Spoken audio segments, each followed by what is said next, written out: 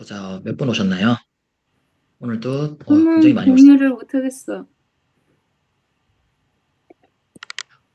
그 국장님, 김인숙 의원님한테 호스트 그거를 넘겨드리세요, 권한을. 그래야지 그게 또 잘 될 거예요. 저희 지난 이제 한 1월부터 시작한 교육이 이제 마무리네요.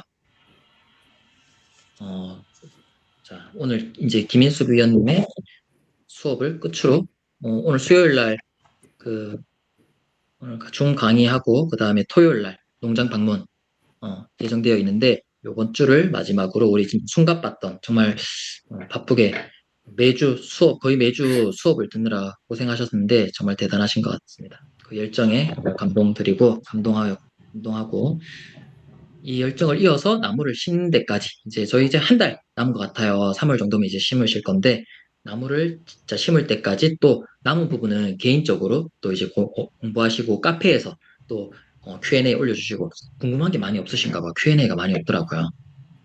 아니면 기존의 자료가 너무 많아서 그거 보신다고 그걸로도 충분하신가 싶기도 하네요. 어쨌든 많이 오늘 저 받은 질문 하나 있는데 그 얘기하면 좋을 것 같아요. 사실 하루에도 연락이 이제 되게 많이 옵니다. 그런데 많이 받는 질문 중에 하나가 우리 땅에 뭐 여기는 뭐 지는 땅이래요. 근데 우리 땅에 이게 올리브가 잘 될까요? 그런 질문들을 정말 제일 많이 받는 것 같아요. 잠시만요. 그 국장님 음소거 다른 분들은 다 음소거 부탁드릴게요. 아니면 강의 중에 전부 다그 이상한 보이스가 들어와서 음소거 아니신 분들은 음소거 다 만들어 주세요. 김현승님, 네.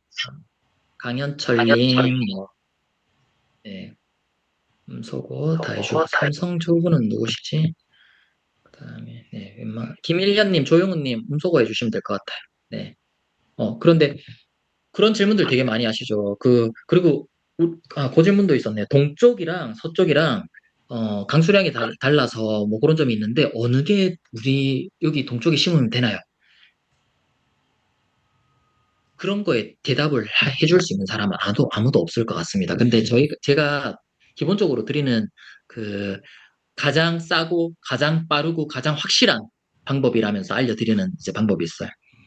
올 3월에 이제 다 요즘에 이제 다 이제 관심이 많아지셔서 오셨잖아요.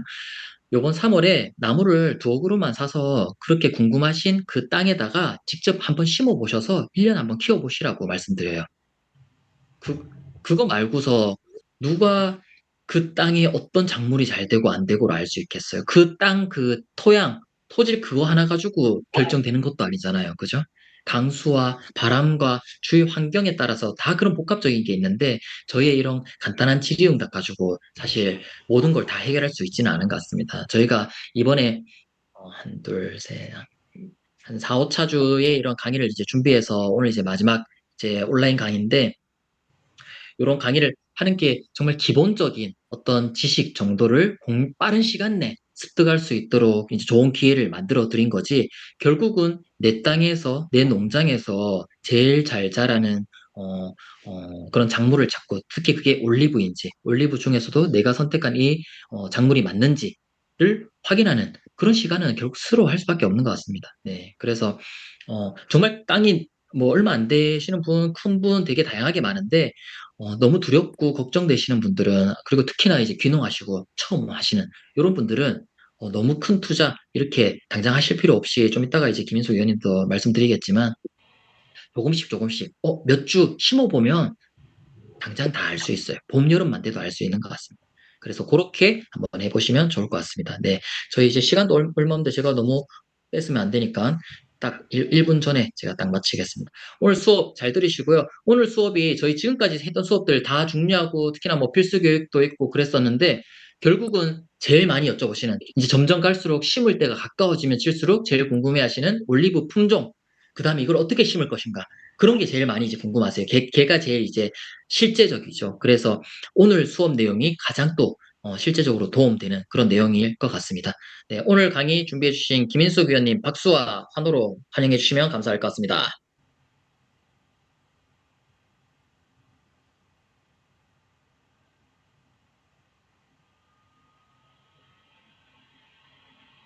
볼륨이 최고 아니다.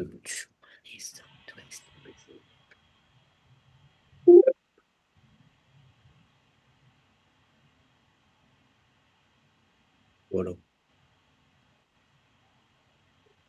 터진 거 아니?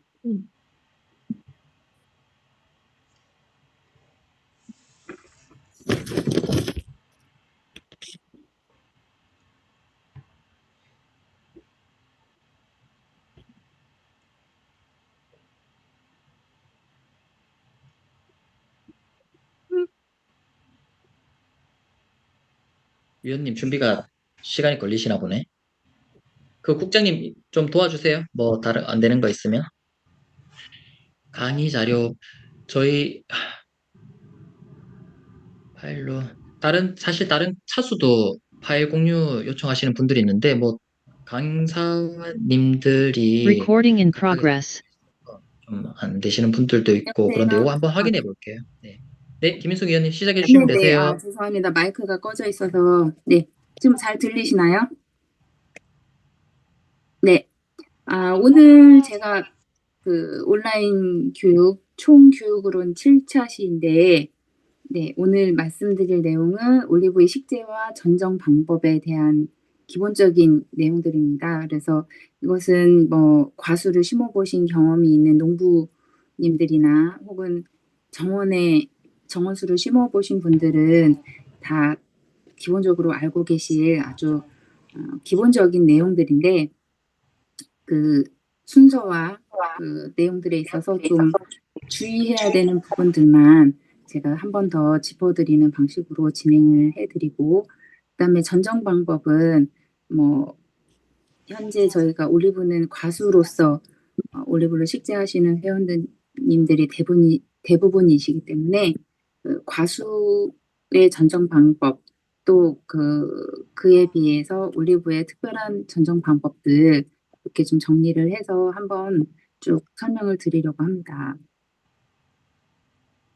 첫 번째 저희가 올리브 식재하는 방법은 식재 전 준비 1, 2, 3단계가 있고 준비가 다 되면 실제 식재하는 단계로 구덩이 파고 묘목 넣고 지수 설치하고 흙 채우고 공기 빼고 물 주는 아주 기본적인 그런 순서들로 진행이 될 것 같습니다.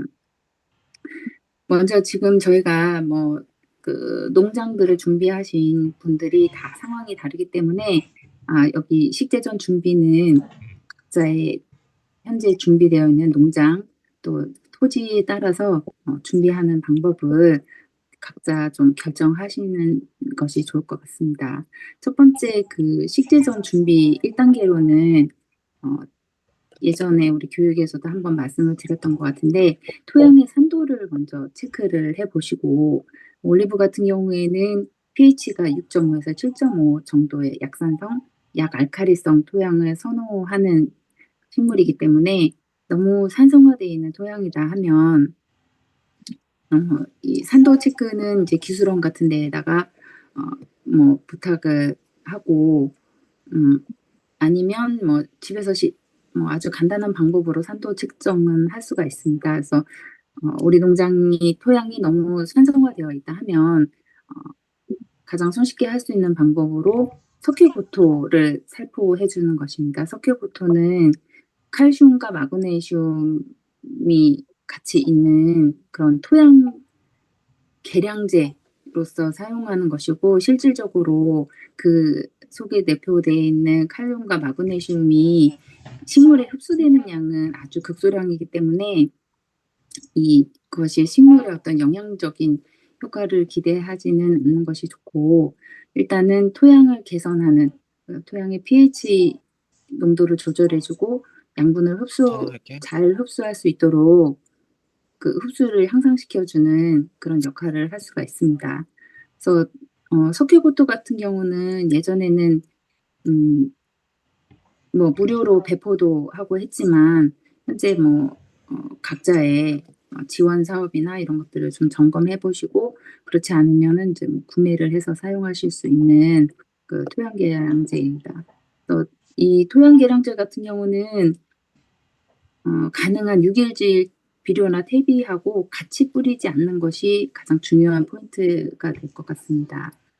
일단 그 식물을 심기 최소 한 달 전, 뭐 길게는 6개월 전에 심을 토양에다가 먼저 뿌려주시고 충분히 흙과 잘 섞일 수 있도록 경운을 해주는 것이 좋습니다. 그 트랙터 같은 것을 이용해서 흙과 석회보토를 잘 섞어주시는 것이 좋고, 석회보토를 뿌렸다고 해서 바로 토양이 알카리성으로 변하는 것은 아니고, 대부분 지금 뭐 연구 결과로는 3에서 6개월 정도가 지나야 어느 정도 이 pH의 변화가 온다 이렇게 얘기하기 때문에 가능한 좀 올리브 나무를 식재하기 전에 좀 빠른 시일 내에 뿌려주는 것이 더 효과를 볼 수 있는 방법이 되겠습니다. 사용량 같은 경우에는 너무 많이 사용할 경우에 오히려 너무 강알칼리성을 띠고 있어서 식물에 좀 생장에 좀 장애를 줄 수가 있는 그런 토양계량제이기 때문에 적정한 사용비, 그리고 내가 보유하고 있는 토양의 산성 정도에 따라서 그 양을 조절하시면 좋을 것 같고, 평균적으로는 한 300평에 한 1-200kg, 보통 10kg 한 포 이렇게 포장이 되어서 나오기 때문에 그 양을 잘 조절해서 사용하시면 좋을 것 같고, 가장 중요한 것은 요소 비료나 인산 비료를 같이 사용할 경우에는 가스 발생 위험이 있습니다. 그래서 질소나 요소 비료, 인산 비료와는 같이 사용하지 않는 것을 권장드리고, 그래서 사용은 뭐 겨울에도 이것을 미리 살포해서 토양을 점차적으로 알카리화하는 데 준비 작업으로 가장 먼저 해줘야 될 작업이 되겠습니다. 자, 식재 전에 해야 될 두 번째 단계는 이제 나무를 심고 충분히 영양분을 공급해 주기 위해서 미리 퇴비를 넣어주는 작업을 하면 좋습니다. 퇴비는 가축 분뇨와 집, 톱밥이나 낙엽 같은 유기물을 발효시켜서 만든 천연 비료인데, 이것은 지금 그 농협경제가 있는 분들이나 하면 지금 지원으로 일부 지원금을 받아서 좀 저렴하게 사실 수 있는 퇴비들이 있습니다. 많이 활용하실 수 있을 것 같고, 퇴비 같은 경우에는 완전히 부숙되지 않으면 가스가 발생할 수 있어서 어린 묘목을 심어야 되는 경우에는 가능한 완전히 부숙된 퇴비를 사용하시거나, 그렇지 않으면 최소 2주 전, 뭐 더 빠르면 빠를수록 좋은데 최소 2주 전에는 밭에 뿌려주고 흙과 잘 섞어주고, 가스가 발생하더라도 충분히 공기 중에서 가스가 다 이렇게 날아갈 수 있도록 시간을 주는 것이 중요할 것 같습니다. 식재 3단계, 숙제 전에 3단계 준비할 것은 올리브 같은 경우에는 유목일 경우, 아직 어린 나무일 경우에 가장 큰 해충의 피해는 바로 군뱅이 피해입니다.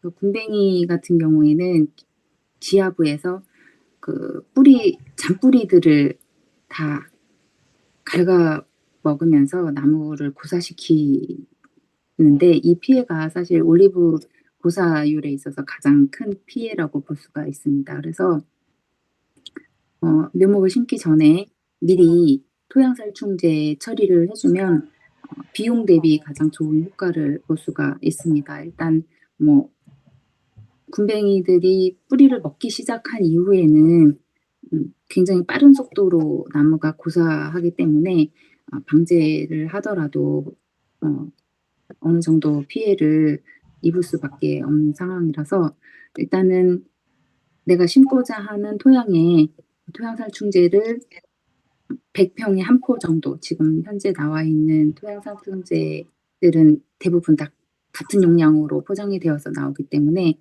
100평에 한 포 기준으로 토양살충제를 미리 살포하시고, 이것도 마찬가지로 흙과 골고루 잘 섞어서 혼합 처리를 해주시는 것이 가장 좋은 방법입니다. 만약에 내가 전체 면적에 다 토양살충제를 뿌리기 어렵다 하시면, 나무를 심은 후에 나무를 심기 위해서 구덩이를 파고 그 안에 그 토양살충제를 뿌려준 후에 흙을 살짝 덮고 다시 묘목을 올려주는 이런 파고 처리 방식을 사용하셔도 가능합니다. 토양살충제는 너무 미리 뿌려놔도 사실상 그 효과가 없기 때문에 나무를 심기 2, 3일 전 또는 나무를 심는 날 같이 토양살충제를 사용해 주시면 좋고, 토양살충제의 그 살충 효과는 보통 1달에서 1달 반 정도라고 이야기를 합니다. 그래서 봄에 묘목을 심으실 때 토양살충제 처리를 하셨다면 적어도 7, 8월쯤에 군뱅이가 알 상태에 있을 때에는 한 번 더 살충 처리를 해주시는 것을 권장드리고요.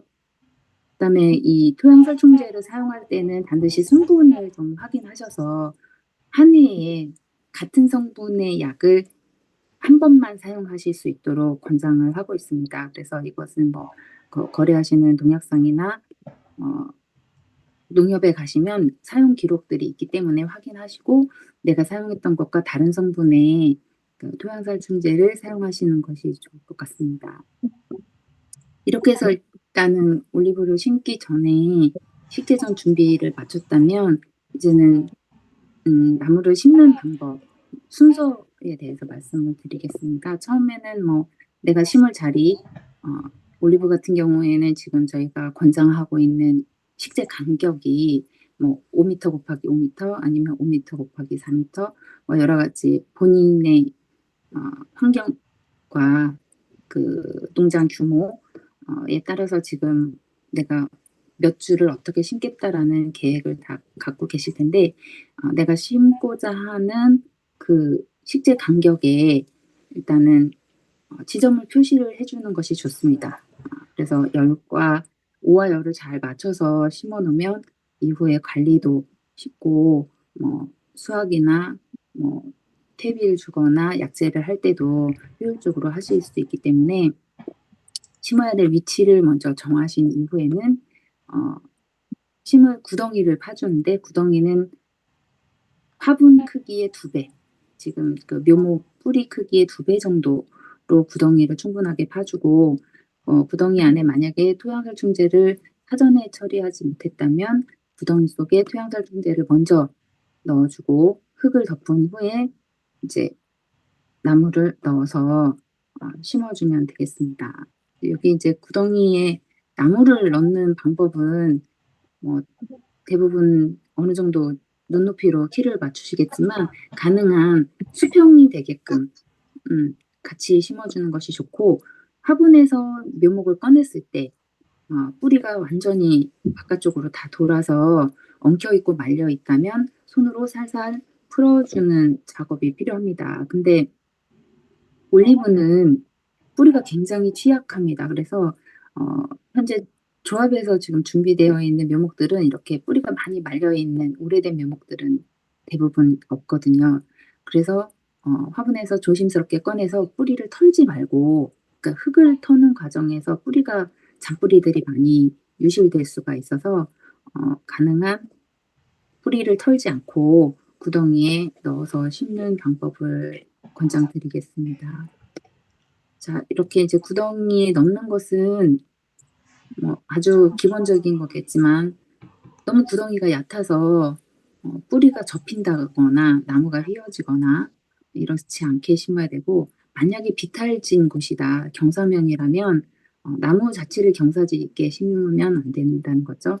그래서 충분하게 수평을 잡아서 묘목이 들어갈 수 있는 정도로 자리를 잡아주고, 묘목을 너무 깊이 심어서 목대가 흙 속으로 많이 파묻히면 나무 생장에 좀 장애가 생기거든요. 그래서 충분히 깊이 파지만 목대가 밑으로 잠기지 않게끔 해서 수평을 잘 맞춰서 심어주면, 묘목을 넣어주면 될 것 같습니다. 자, 묘목을 넣었다면 그 다음에는 흙을 덮기 전에 먼저 해줘야 될 작업은 지주를 설치하는 작업입니다. 올리브 같은 경우에는 지금 뭐 현재는 묘목을 심으시는 분 같은 경우는 나무가 작기 때문에 굳이 뭐 큰 지주를 해야 되느냐라는 질문하시는 분들이 있는데, 올리브는 상당히 빨리 자라는 속성수입니다. 2~3년 정도 지나면 이전에 저희 그 현장 농장 방문하셨을 때 우리 홍성노 위원님이나 현동철 회원님 가서 보셨겠지만 나무가 너무 빨리 자라요. 그래서 지주를 튼튼하게 미리 잘 해줘야 뿌리가 흔들리지 않고 빨리 잘 활착할 수 있습니다. 그래서 지주를 하는 형태는 크게 세 가지로 볼 수 있는데 첫 번째는 외목지주.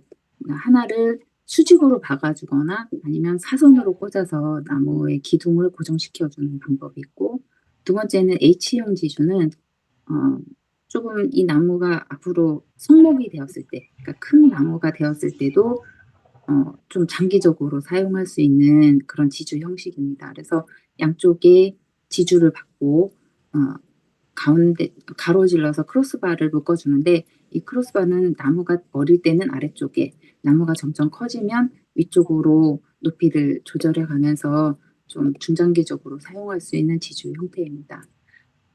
일반적으로 저희가 가로수나 정원수를 볼 때는 대부분 삼각지주를 많이 달고 있는데 올리브 같은 경우에는 삼각지주는 추천하지 않는 방식입니다. 왜냐면 나무가 너무 빨리 자라기 때문에 삼각지주를 계속해서 교체하기에는 여러 시간적으로나 환경적으로나 비용적으로 좀 합리적이지 않기 때문에 저희는 외목지주나 H형 지주를 사용하시는 것을 권장드립니다. 그래서 외목지주 설치하는 것은 사진과 같이 그 뿌리를 다치지 않게끔 뿌리 옆쪽으로 지주를 설치하고 수직으로 해서 나무를 묶어주거나 사선으로 해서 나무를 고정시켜주는 방식을 사용할 수 있습니다. 그러니까 그리고 H형 지주 같은 경우에는 지금 이렇게 그림처럼 그 높이에 따라서 크로스바의 위치를 좀 조절하실 수 있고, 또 일정 정도의 간격을 두면서 완충해주는, 나무가 빨리 크기 때문에 크로스바를 너무 가까이 붙여놓으면 나중에는 이 나무를 파고 들어가는 문제가 생길 수 있거든요. 그래서 약간의 이격을 두고 나무가 10년 후에는 목대가 20cm, 30cm 될 거다라는 예상을 가지고 여유 있게 설치를 해놓으시면 이 지주는 좀 중장기적으로 사용하실 수 있는 방법입니다. 자, 이제 지주를 설치했다면 구덩이 안에 흙을 채워주는데요. 흙을 채울 때는 돌이나 이런 것들은 좀 빼주고 부드러운 흙을 많이 채워주는 것이 좋습니다. 흙을 채우고 나서는 평평하게 흙을 넣어주는 것보다는 내가 넣었던 분보다 더 넓은 폭으로 물집을 만들어 줍니다. 그래서 물집은 이제 아직 그 수분이 많이 필요한 묘목에 충분히 물이 머물 수 있게끔 잡아주는 역할을 하거든요. 그래서 이 물집은 내가 심고 2~3주 정도는 계속 물집을 유지하면서 물 관리를 해주시는 것이 좋습니다. 이제 나무를 심고 나면 많은 분들이 땅을 밟아줍니다. 잘 단단하게 고정시키기 위해서. 그러나 이 땅을 밟는 것은 가장 중요한 역할은 공기를 빼주는 겁니다. 흙 사이에 공기층, 에어포켓이 있으면 거기에 닿아있는 뿌리들은 계속 말라가거든요. 그래서 이제 흙을 밟아주는 분들이 있는데, 밟을 때는 반드시 분 바깥쪽을 단단히 밟아서 고정을 시켜주는 방식으로 밟고, 절대 분 위는 밟지 않는 것이 중요합니다. 그래서 잘 모르겠다 하면은 밟지 않는 것을 더 추천을 드립니다. 이 과정은 생략을 하셔도 좋을 것 같고요. 그러면 나무를 심고 나서 물을 주는 방법은 저희가 지금 여기 세 가지를 보여드렸는데, 구덩이를 파고 나무 심기 전에 물을 준다. 두 번째는 나무를 심고 절반 정도 흙을 채운 후 물을 주면서 흙을 채운다. 세 번째는 다 심고 물집 안에 물을 채워준다. 이 세 가지 방법은 다 옳은 방법입니다. 시기나 내가 심고자 하는 나무의 형태나 크기에 따라서 조금씩 조절을 하시면 되는데, 예를 들어서 내가 아주 더운 여름에 땅 지면도 뜨거워지는 상태라면 1번의 물주기를 추천을 드립니다. 구덩이를 파서 물을 주면서 충분히 지열을 내려주고 그러고 나서 나무를 심는 거죠. 이제 봄에 식재를 하시는 회원님들이 대부분이기 때문에 봄 식재에는 저희가 그리고 또 이게 한두 주를 심는 게 아니라서 뭐 20주, 100주 이렇게 심으시려면 2번 방법은 사실 굉장히 작업이 번거롭습니다. 그래서 3번 방법의 물주기를 추천드리고, 3번 물주기는 우리가 꽂아서 준다 이렇게 얘기를 하는데, 호수 끝에 좀 긴 파이프나 관 같은 것을 연결해서 가능한 안쪽으로 꽂아서 분이 있는 쪽까지 물이 깊숙이 들어갈 수 있도록 물을 안쪽부터 채워주고, 물이 완전히 차서 물집까지 찰랑찰랑 할 정도로 채워주고, 심은 날 한 번, 심고 3일 후에 한 번, 일주일에 한 번 이런 간격을 두고 물주기를 충분히 해준 후에 나중에 물집을 해체해야 됩니다. 물주기는 지금 여기 보신 것처럼 그냥 평평하게 흙을 다 채우고 위에서 뿌려주는 물은 사실상 뿌리 쪽으로 물이 많이 들어가지도 않을 뿐더러 밑쪽의 흙이 단단하게 굳어지면서 안쪽에 있는 공기층이 공기가 채 빠져나오지 못하고 에어 포켓이 생기면 나중에 그쪽에 있는 뿌리들이 마르면서 고사하는 원인이 되기 때문에 천물 주기는 굉장히 중요합니다. 그래서 반드시 물집을 만들고 물집 안쪽에 호스를 꽂아서 안쪽부터 물을 채우고 공기를 빼주는 작업을 하시기를 추천을 드립니다. 이렇게 해서 나무를 다 심었다면 이제 저희가 예초를 하시는 분도 있고 제초 매트를 까시는 분도 있으실 텐데, 뭐 가로수 같은 데서도 많이 보셨을 거예요. 수간에 이런 플라스틱 주름감 같은 것을 잘라서 수간을 보호하는 수간 보호대를 채워주는 것을 추천을 드립니다. 이러면 이제 뭐 야생 동물들이 공격하거나 아니면 예초를 할 때 예초 날에 의해서 수간이 상처받는 그런 상황을 좀 미연에 방지할 수 있거든요. 올리브 같은 경우에는 제가 이제 전지나 이 뒤쪽에서 다시 설명을 드리겠지만, 올리브는 뿌리가 넓고 얕게 형성되는 나무입니다. 그래서 나무가 아직 어렸을 때는 깊이 뿌리가 들어가지 못하기 때문에 주변에 풀이 너무 무성하게 자라면 풀뿌리와 올리브 뿌리가 다 엉겨서 풀을 뽑을 때 올리브 뿌리가 다 뜯겨 나오는 상황이 발생합니다. 그래서 가능한 내가 추후에 뭐 초생 재배를 하겠다, 아니면 나는 계속 예초를 하면서 키우겠다라고 계획을 하셨더라도 유목을 심었을 초기에는 가능한 제초 매트를 깔아주시는 것을 추천을 드립니다. 그래야 어린 나무들이 잡초와 경쟁하지 않고 뿌리가 좀 보호된 상태로 충분히 성장할 수 있기 때문입니다. 이렇게 해서 나무를 심는 방식은 너무 잘 알고 계실 거고 굉장히 기본적인 내용들이라서 특별히 궁금하시거나 질문 사항이 없으실 것 같긴 한데, 혹시 궁금하신 것이 있으면 지금 질문 주시면 좋을 것 같습니다. 질문 없으신가요?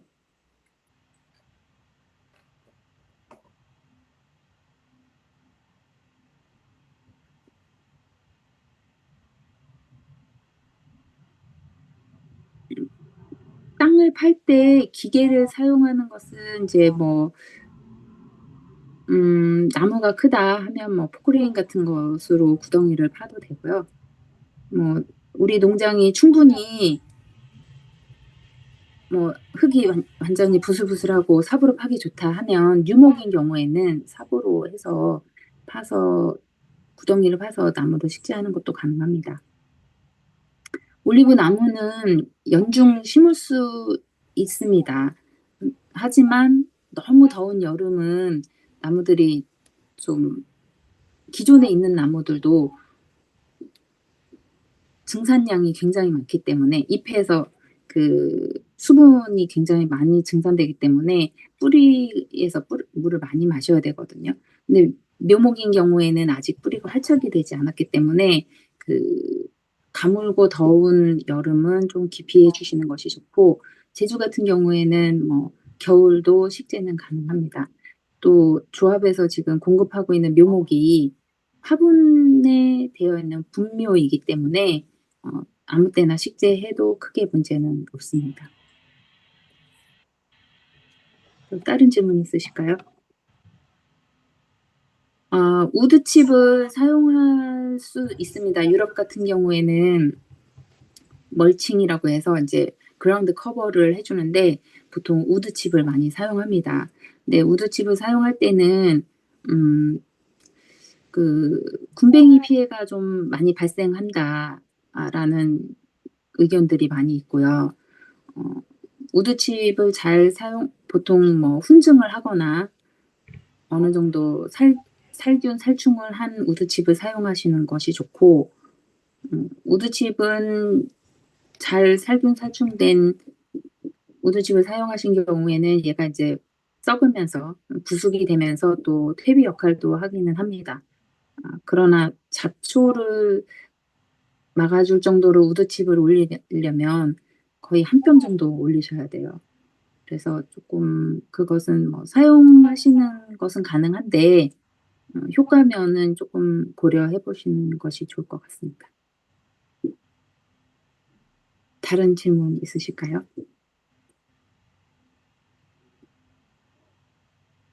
자, 질문이 없으면 이 전반부 교육을 마치고 중간 광고 타임이 있습니다. 저희가 아까 말씀드렸지만 나무를 심을 때 영양분을 공급하기 위해서 퇴비 같은 것을 좀 주시라고 말씀드리는데 저희 같은 경우 저는 조경업을 하고 있고 조경할 때 나무를 심을 때 미생물이 들어있는 유기질 비료를 같이 섞어서 넣어줍니다. 이러면 뿌리 활착도 많이 좋아지고 또 나무들의 생육도 좋고 병충해를 방지하는 그런 효과도 있기 때문에 저희가 조합에서 이번에 새로 나무로 식재하시는 분들에게 공동구매 공구 형식으로 이 유기질 비료를 저희가 공동구매를 추진해 보려고 준비하고 있습니다. 그래서 이 제재 같은 경우는 이름 자체가 너무 한 번에 기억되실 아주 좋은 이름을 가지고 있습니다. 이제 성분 자체가 좀 특수한 성분을 갖고 있기 때문에 아주 어린 묘목에도 약해 없이 해가 없이 잘 사용할 수 있는 것으로 해서 저희가 추천을 드립니다. 이것은 뭐 친환경 제재로도 사용하고 있는 것이고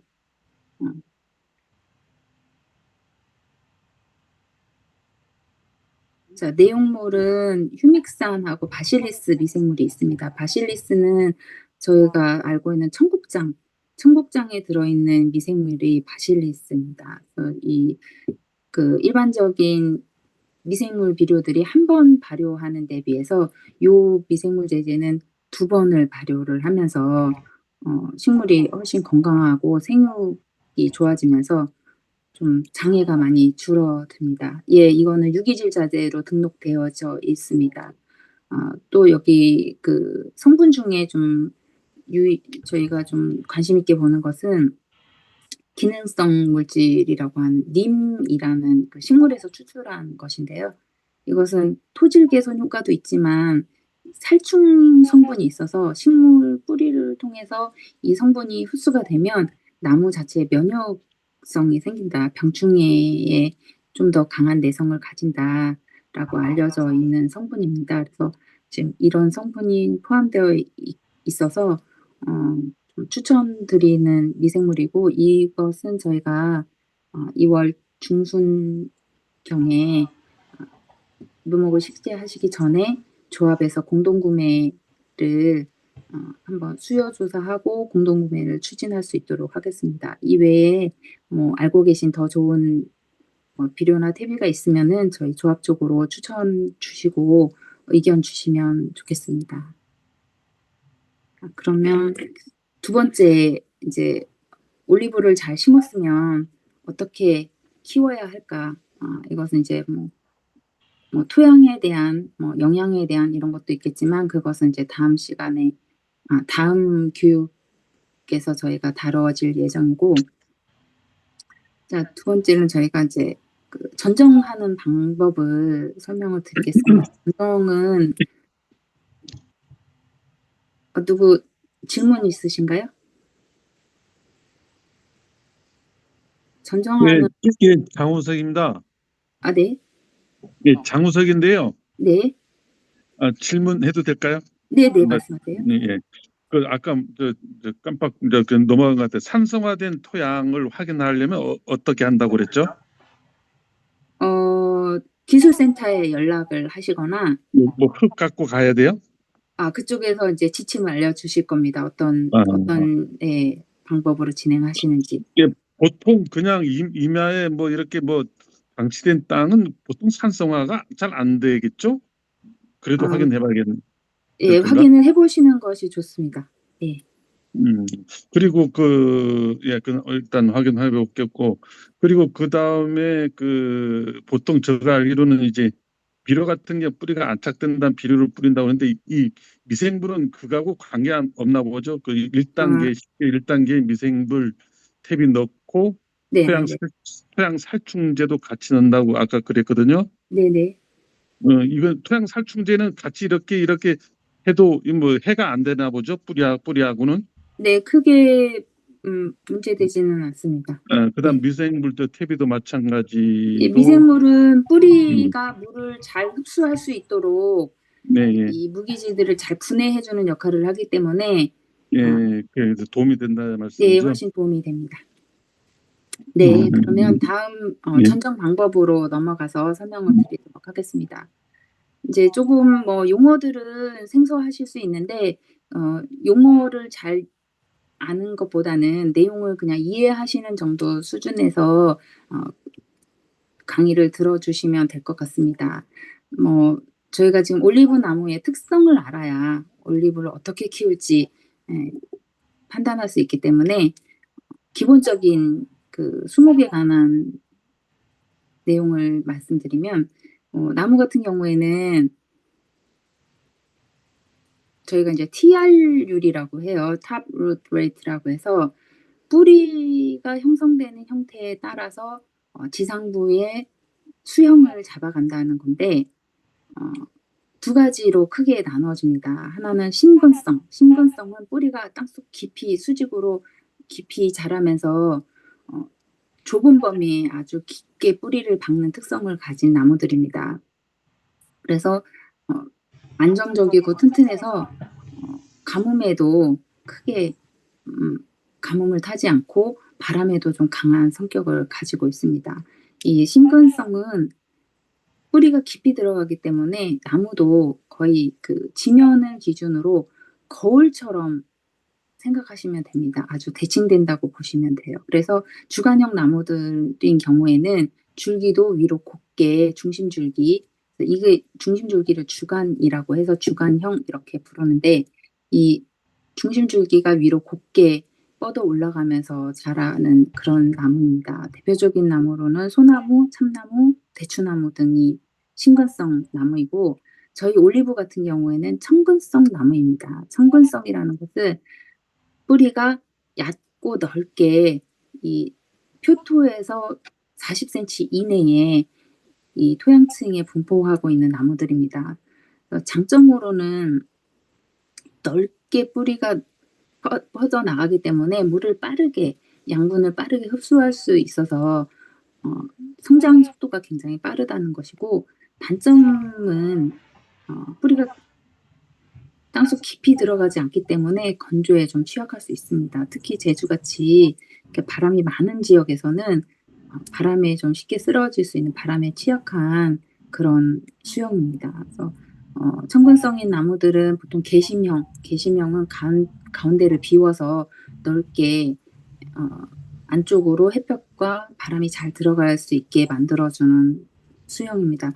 우리가 보통 제주에서 많이 보는 귤나무도 개심형으로 다 전지를 해서 키우는 걸 많이 보셨기 때문에 생소하지는 않으실 것 같고, 대표적인 작물로는 올리브나 귤, 블루베리, 포도, 참다래 이런 식물들이 있습니다. 그래서 올리브나무 가지치기는 사실 뭐 저희는 보통 뭐 전지한다, 전정한다 이렇게 그냥 통칭으로 부르고 있지만 엄격하게 말하면 트레이닝하고 프루닝으로 나누어져 있습니다.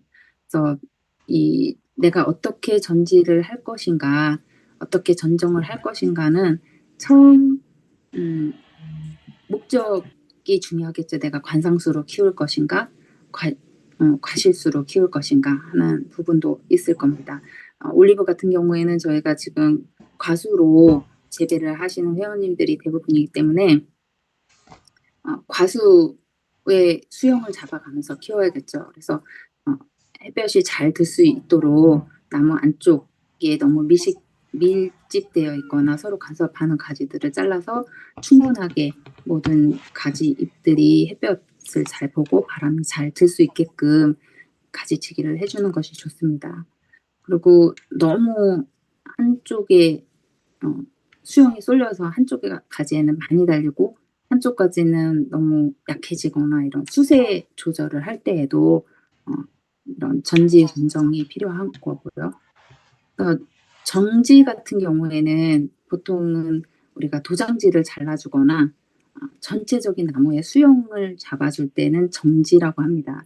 그래서 사실상 우리가 그냥 나무에 가지치기를 할 때는 정지가 먼저 이루어진 다음에 전정을 하게 되는데요. 전정 같은 경우에는 나무의 생태에 따라서 꽃을 더 많이 피고 더 결실을 많이 맺게 하기 위해서 아주 세부적인 손질을 해주는 거라고 보시면 되겠습니다. 그 전지를 할 때는 좀 알아야 되는 그 식물의 특성이 있는데요. 식물의 생장하는 특성이겠죠. 이제 이거는 좀 뭐 용어는 좀 생소하실 수 있는데 그 내용만 알아두시면 좋을 것 같습니다. 정부 우세성이라고 해서 하나의 가지에서 가장 높은 곳, 그러니까 나무에서도 가장 높은 위치에 있는 가지 끝에서 나오는 신초, 거기서 나오는 그 새순이 훨씬 더 왕성하고 더 아주 세력이 좋게 자라는 현상을 정부 우세라고 합니다. 그래서 이것은 우리가 나무들, 올리브 같은 경우에는 가장 높은 쪽 가지에서 도장지가 나오면 굉장히 굵고 세력이 강하게 올라오는데 보통은 1m 이상씩 이렇게 도장지가 올라오는 경우가 있습니다. 그래서 가지치기를 할 때는 정부우세의 특성을 맞춰서 위쪽으로 올라가는 그 생장하는 가지들을 좀 조절을 해줄 필요가 있는 것이죠. 그리고 이제 또 다른 특성은 좀 보기에는 굉장히 좀 대립되는 개념인 것 같지만 기부 우세성을 또 가지고 있습니다. 나무는. 나무들이 가지 밑부분, 그러니까 뿌리에 가까운 쪽에 있는 가지들, 먼저 발생한 가지들이 점차 더 세력이 강해져서 더 빨리 두꺼워진다라는 현상인데, 사실 정부 우세성은 단기간에 이루어지는 현상입니다. 그래서 1, 2년 상간에 이루어지는 상황으로 도장지가 나무의 가장 위쪽 가지에서 올라오는 도장지들이 세력이 강하다라는 것이고, 기부우세성의 경우는 중장기적인 관점에서 나무의 생장에 있어서 아래쪽 부분의 가지들이 훨씬 더 두껍게 발달한다, 이렇게 보시면 될 것 같습니다. 그래서 올리브의 전지는 대부분 낙엽수의 경우에는 잎이 다 떨어진 후에 하지만 올리브는 사계 상록수이기 때문에 봄에 한 3월 초 정도에 저희가 조합에서 회원들 거의 비슷한 시기에 같이 전지를 하는 것을 추천을 드립니다. 조합에서 또 이후에 생립을 수매하거나 이런 계획들이 있다면 아마 그런 정보들을 받고 같이 시기를 맞춰서 전지를 하시는 것도 괜찮을 것 같습니다. 또 올리브를 가지치기 할 때는 뭐 예쁘게 키우는 것도 굉장히 중요하지만 과실수기 때문에 어떻게 하면 열매가 잘 많이 열릴까 라는 것을 좀 고민하게 되는데 과수를 키우는 분들이 이야기하는 하나의 이거는 뭐 경험치이긴 한데 리코메 법칙이라고 부르는 경험 원칙이 있습니다. 이것은 과수의 경우에 수직으로 위로 곱게 자라는 가지에서는 열매가 잘 안 달린다는 거죠. 수직으로 아주 곱게 자라는 가지들은 주로 생장, 키를 키우거나 나무가 볼륨을 키우는 데에 더 많이 치중이 되어 있고 수평이 가깝게 옆으로 이렇게 늘어지는 가지들에는 훨씬 더 꽃눈이 잘 형성되면서 열매를 잘 맺게 된다. 이런 룰입니다. 이것은 뭐 실제로 이게 어떤 과학적으로 증명이 됐다기보다는 그냥 리코메 법칙에 따라서 우리가 수직으로 올라가는 가지들은 억제해주고 수평으로 자라는 가지들을 잘 유인하면서 생장을 도와서 열매를 좀 많이 맺게 해주는 그런 경험치기라고 보시면 될 것 같습니다. 그래서 올리브는 중앙 쪽으로 강하게 올라가는 도장지기의 경우에는 꼭 봄이 아니더라도 여름, 가을 계속 도장지가 보인다 하면 바로 제거를 해주셔도 나무에는 크게 해가 없고 오히려 생육이나 꽃눈 형성에서 열매를 맺는 데는 좀 더 도움이 될 수가 있습니다. 또 가지치기 하는 위치는 새순이 있을 때 45도 각도로 비스듬하게 잘라주고 꽃눈에서 너무 멀거나 너무 가깝지 않게 해서 첫 번째 방식으로 잘라주는 것이 좋고 또 주지에서 옆에 부주지나 뭐 측지 곁가지들을 잘라줄 때는 너무 가깝게 주지를 파먹거나 너무 멀리 많은 구루터기를 남기지 않게 적당한 크기로 잘라주시는 것이 좋습니다. 보통 우리가 뭐 강전정을 한다, 약전정을 한다 하는 것은 판단하기가 좀 어려운데 쉽게 말씀드리면 내가 이 가지를 더 크게 키우고 싶다라고 하면 강전정을 합니다. 더 아래쪽으로 많이 잘라주고 내가 이 가지는 키워서 꽃 피고 열매를 많이 맺게 하고 싶다 하면은 끝만 살짝 잘라주는 약전정을 하시면 됩니다. 이것은 이제 나무를 키우시면서 점점 요령을 터득하실 수 있을 것 같습니다.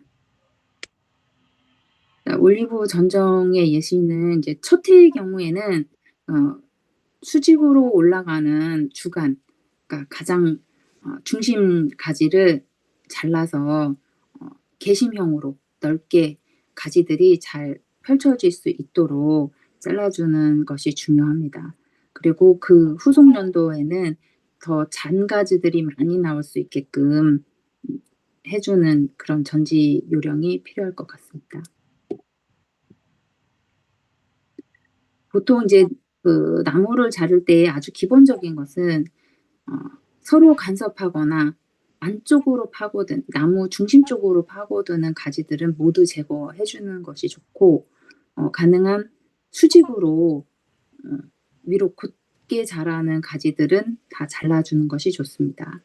그리고 아직 유목일 경우, 아직 어린 묘목일 경우에는 매년 가능한 봄에 가지 끝을 한 10cm 정도, 5에서 10cm 정도를 다 잘라주시면 자른 가지에서 분지들이 더 많이 나와서 나무가 더 풍성하게 자랄 수 있기 때문에 초기에는 말단 부분은 한 5에서 10cm 정도 다 커팅을 해주시는 것이 좋습니다.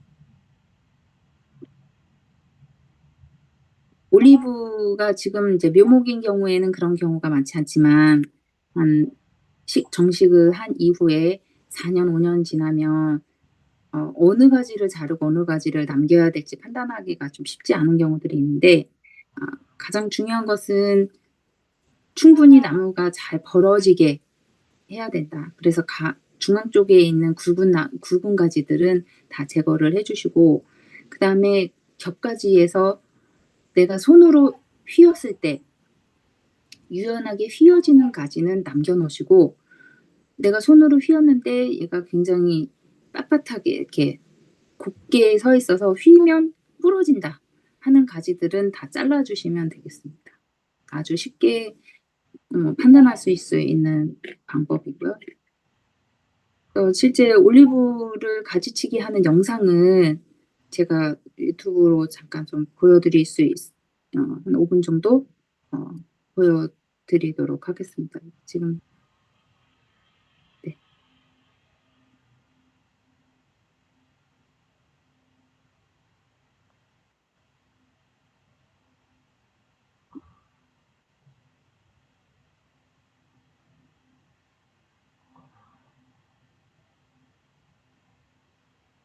끝가지를 조금씩 잘라주면서 더 풍성하게 분지들이 생성될 수 있게 잘라주라는 내용이고요.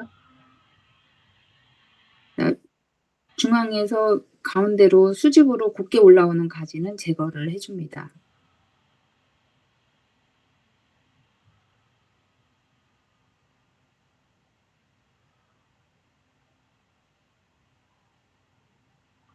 올리브 나무는 유목일 경우에 한 3개에서 4가지 정도를 남겨주는 것이 좋습니다. 균형 잡히게.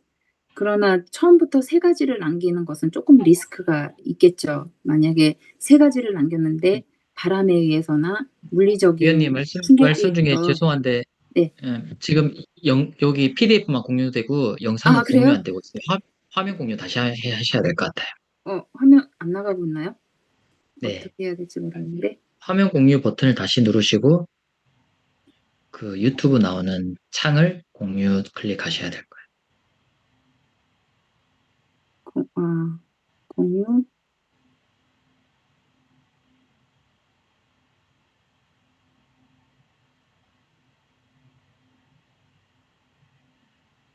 이게 지금 공유가 되나요? 되고 있어야지. 안 되고 아니면 그 있어요? 링크를 여기 단체 채팅창에 보내주시면 그거 각자 그냥 들어보면서 괜찮을 것 같아요. 네네, 알겠습니다. 제가 그러면 여기 그 공유방에 다시 올려드리도록 하겠습니다.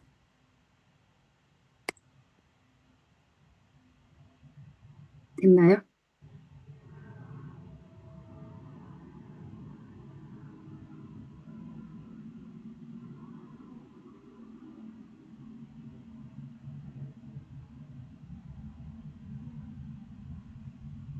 PDF가 왔나요? 네, 요거 페이지 넘어가시죠. 지금 안 되고 있어요. 다음에 한번 저희가 따로 공유 드릴게요. 회원들한테. 네네네. 지금 그러면 내용은 다 기존 아까 기존 페이지로 돌아가시면 될 것 같아요. 화면 공유가 네. 다 사라져서. 네.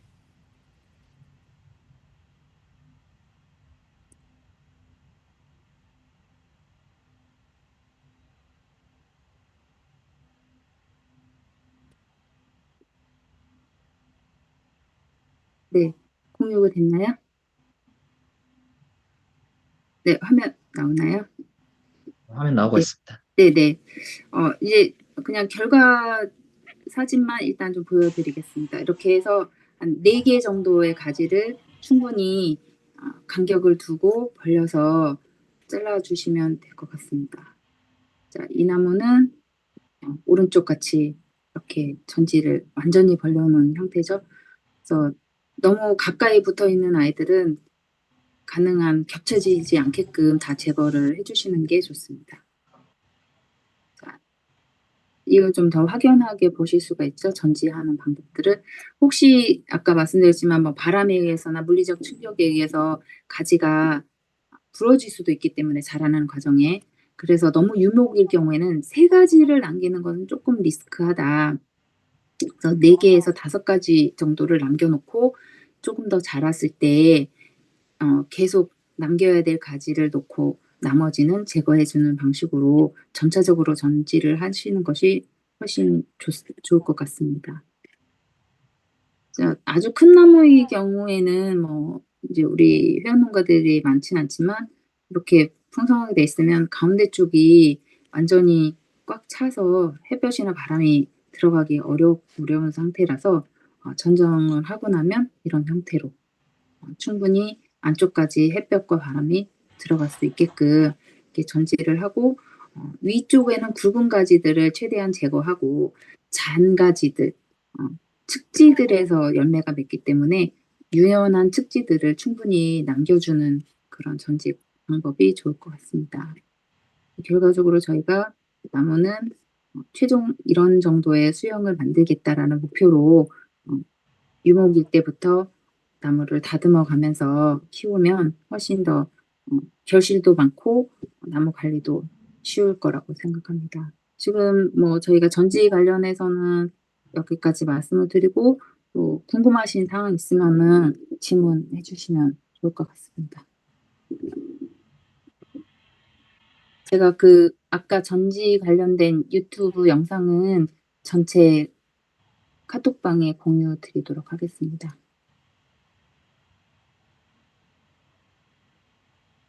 질문 있으신가요? 패거리는 기본적으로 할 수 있는데 뭐 또 품종마다 조금씩 편차도 있고 해거리를 안 하기 위해서 또 저희가 수분수를 함께 식재하시는 것도 추천을 드리고 뭐 해거리를 최소화하기 위해서 영양 공급이나 수분 공급이나 이런 것을 조절하시는 게 좋을 것 같습니다. 오늘 자료는 지금 저희 연구회에서 아마 영상이 녹화가 되었을 거고 필요하시면 제가 이 PDF 파일을 카페나 우리 카페 말고 연구회 단톡방에 공유 드릴 수 있도록 하겠습니다. 다른 질문 있으신가요? 네, 감사합니다. 네, 감사합니다.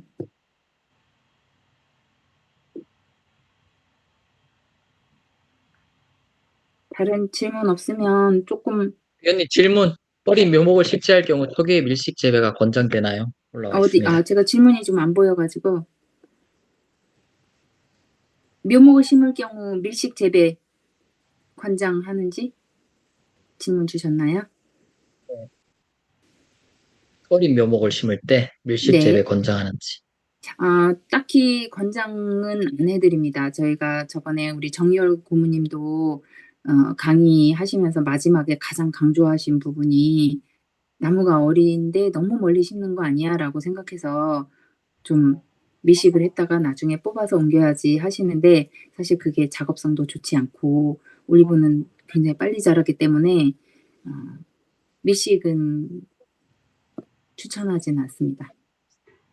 혹시 뭐 내가 다른 목적으로 나무를 좀 키워서 솎아낸 나무들을 다른 용도로 쓰겠다 하시면 그렇지만 그렇지 않고 내가 내 농장에서 이 나무들을 계속 키우겠다 하면은 밀식은 조금 좋지 않을 것 같습니다.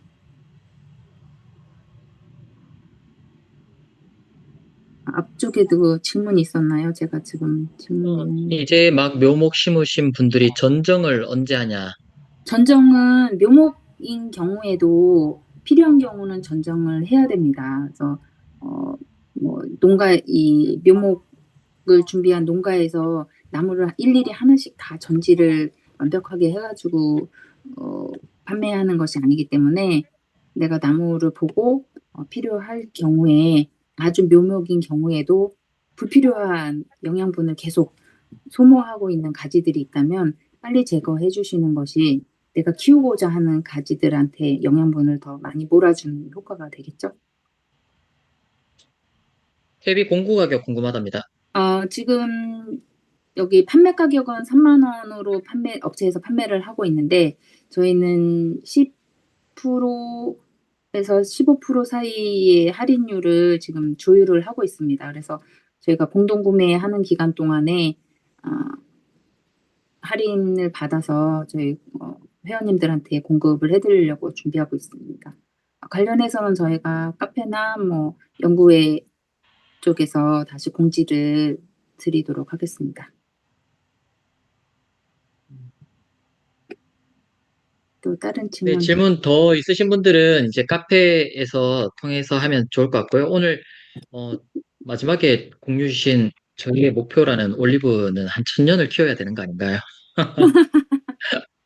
자, 아주 예, 대단한 또 저희 목표를 제안 시모는 주셔서 네, 대대손손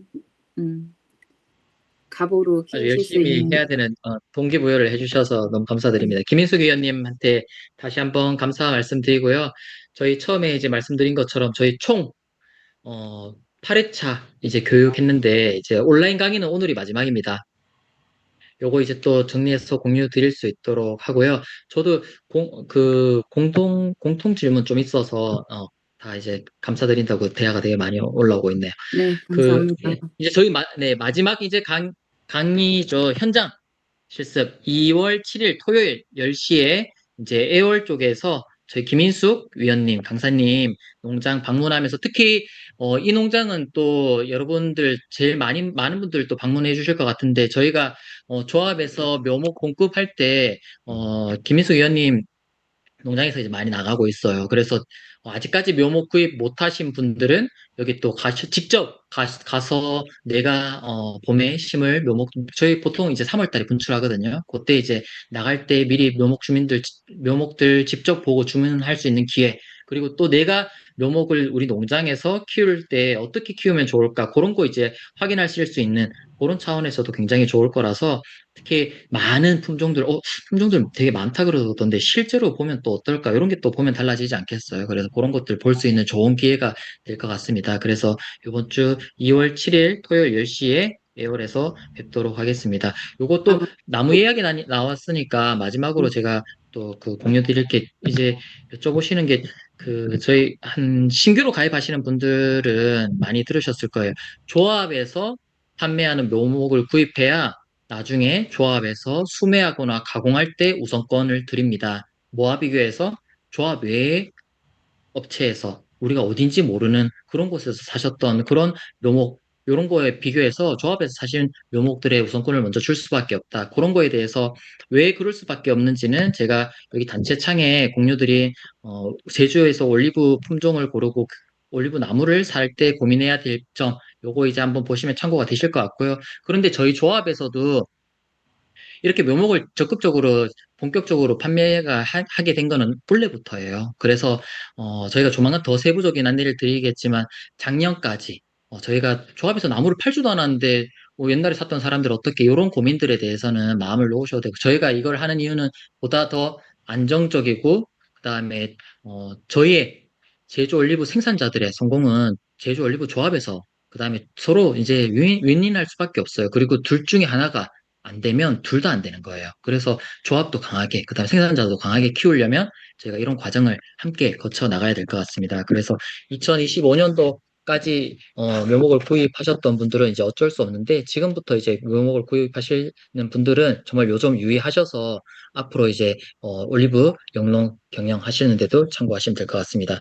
그리고 마지막으로 그 가족 회원 관련해서 여기 오늘 56분이나 모여가지고 이렇게 또 많이 이야기할 기회가 많이 없을 것 같아서 제가 조금 더 이야기할게요. 가족 회원 관련해서 이제 여쭤보시는 분들이 많은데 저희가 이제 내부적으로 정리했어요. 이제 저희 뭐 다른 여러 사례들을 검토하고 이렇게 했었었는데 저희는 따로 가족 회원에 대한 뭐 어떤 차등적인 아니면 우대하는 그런 혜택을 아직은 만들기는 어려운 환경인 것 같습니다. 그래서 내가 우리 부부인데 너무 오고 싶고 그 다음에 한 명만 와서는 조금 아쉬움이 있다 이러면 그냥 똑같이 가입비와 연회비 납부하시고 똑같은 혜택 받아가시면 모든 회원들하고 동등한 그런 그 올리브 연구회 활동할 수 있을 것 같습니다. 네, 다 같이 뭐 이야기할 수는 없으니까 저희 채팅창으로 제주 올리브 성공한다 치고 나가도록 하겠습니다. 오늘 고생하셨습니다. 잠깐만요. 저희가 공지가 2월 7일 날 현장 농장 방문 있을 때에 저희 그 묘목도 보시고 올리브 콧띠도 개방을 해서 함께 보실 수 있게 준비를 해주셨습니다. 그래서 콧띠 농장도 그날 오시면 같이 보실 수 있습니다. 두 군데 다 애월 유수함에 있는 농장이시니까 참고하시고 저희가 주차 안내는 따로 한번 또 단체창 통해서 해드릴 수 있도록 하겠습니다. 네, 좋은 밤 감사합니다. 되세요.